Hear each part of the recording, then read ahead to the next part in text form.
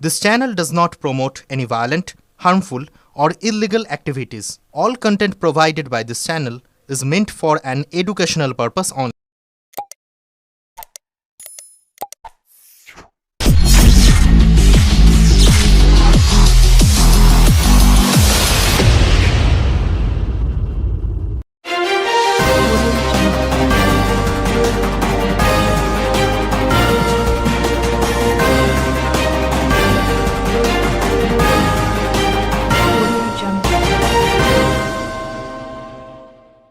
নারীদের নিরাপত্তার দাবিতে বিজেপি মহিলা মোর্চার থানা ঘেরাও কর্মসূচিতে হাতে গোনা কয়েকজনের উপস্থিতি।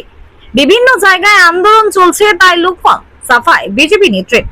দুর্গাপুর মেডিকেল কলেজে ডাক্তারি পড়ুয়া ছাত্রী ধর্ষণের ঘটনায় রাজ্যে আবারও নারী নিরাপত্তা নিয়ে প্রশ্ন উঠেছে।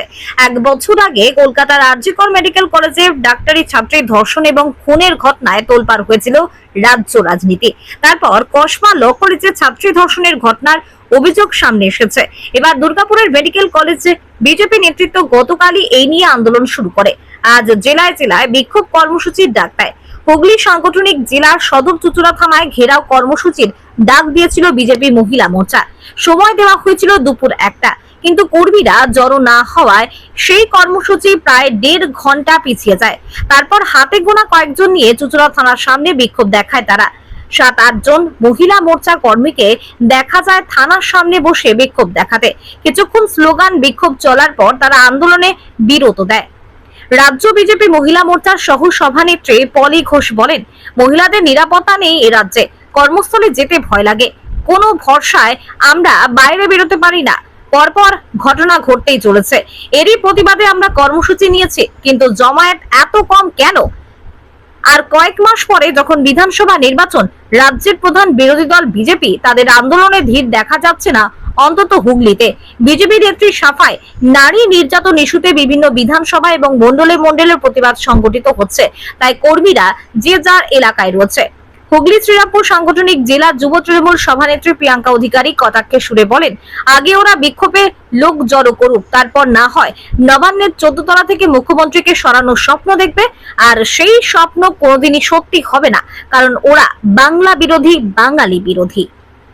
ব্যুরো রিপোর্ট, আমার কলকাতা নিউজ।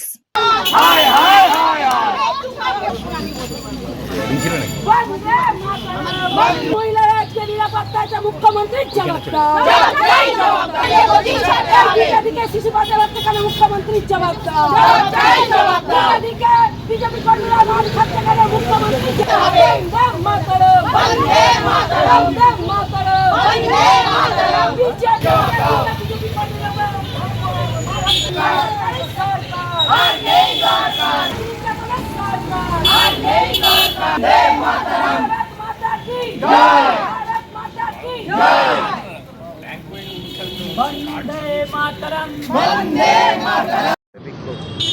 আজকে আমরা দেখেছি, আমরা সকলেই জানি দুর্গাপুর আমাদের যে মেডিকেল কলেজের ছাত্রীকে যেভাবে ধর্ষণ করা হয়েছে, তা আরও গোটা পশ্চিমবাংলা জুড়ে যেভাবে মহিলাদের ওপর অত্যাচার হচ্ছে, 8 থেকে 80 কেউ তো বাদ যাচ্ছে না, সকল মা বোনেরা যেভাবে নির্যাতন হচ্ছে, ধর্ষণ হচ্ছে, তারই প্রতিবাদ আজকে গোটা পশ্চিমবাংলা জুড়ে মহিলা মোর্চার পক্ষ থেকে প্রত্যেক থানা ঘেরাও হচ্ছে আজকে।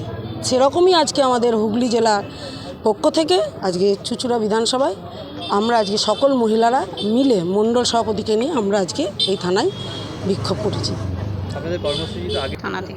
থানা থেকে আমরা ওটা পারমিশন পাইনি, আজকে পরীক্ষা চলছে তো তার জন্য থানা বলেছিলেন যে আমাদের একটু টাইমটাকে চেঞ্জ করে একটু লেট করতে, তাই আমরা ওটা 1:30টার সময় করেছি।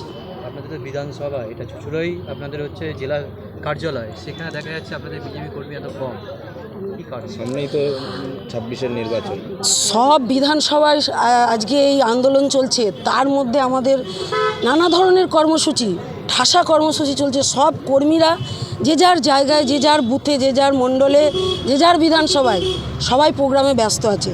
তাই আজকে সব বিধানসভা সব থানাতে হচ্ছে, আপনারা একটু লক্ষ্য করে দেখুন। তাই আজকে আমাদের এইখানে আজকে এই সংখ্যাটা আজকে হয়েছে। 4 জনকে তো ইতিমধ্যে গ্রেপ্তারও করেছে, 4 জনকে গ্রেপ্তার করা হয়েছে এই ঘটনা, তারপরেও আন্দোলন কেন? ফাঁসি যাতে হয়, গ্রেপ্তার হয়েছে, আজকে গ্রেপ্তার করছে, কালকে আবার ছাড়া পেয়ে যাবে, তা কি হবে? আমরা ফাঁসি চাই।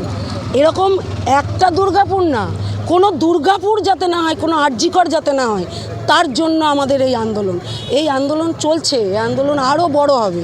আমরা যদি দিনের পর দিন এভাবে অত্যাচার তো হই, তাহলে আমরা আজকে কোথায় যাব? আজকে বলুন না, আমরা যদি সবাই সন্ধ্যাবেলা একটু বেরোই, কি পরিস্থিতি আছে? আমাদের নিরাপত্তা দেবে? আমরা কোথায় নিরাপত্তা পাবো? আমরা এই বাংলায় কোনো নিরাপত্তা পাচ্ছি না। তাই আমাদের আজকে আন্দোলন আরও চলবে, আরও বড় হবে যত দিন যাবে। শুনলাম আজকে বিজেপি মহিলা মোর্চার নেতৃত্বে থানা ঘেরাও করেছে, যাদের লক্ষ্য নাকি 26-এ তারা বাংলা দখল করবে। তারা আজকে আমার কাছে যেটুকু খবর আছে যে 10-12 জন নিয়ে থানা ঘেরাও করেছে, এবং এই 10-12 জনের মধ্যে মহিলা মোর্চার ডাকে 2-3 জন মহিলা ছিলেন এবং বাকি পুরুষ ছিলেন। সুতরাং তাদেরকে আগে বলুন যে সংগঠনটা তাদের জোরদার করতে, সংগঠনের উপর জোর দিতে, তারপর না হয় 14 তলা থেকে মুখ্যমন্ত্রীকে নামানোর ডাক দেবে। শুভেন্দু অধিকারীর নেতৃত্বে এবং শ্রমিক ভট্টাচার্য না কি একটা নাম আছে, তাদের নেতৃত্বে বিজেপি এই বাংলায় কোনোদিনই সংগঠিত হতে পারবে না। তার কারণ বাংলার মানুষ বিজেপিকে চিনে গেছে। তারা বাংলা বিরোধী, বাঙালি বিরোধী। এখন নতুন নতুন কর্মসূচি করছে, 26-এ ভোটের আগে বিভিন্ন জায়গায় ঝামেলা সৃষ্টি করছে। এই ঝামেলার জবাব বাংলার মানুষ 2026-এ ভোট বাক্সে দেবে, গণতান্ত্রিকভাবে দেবে।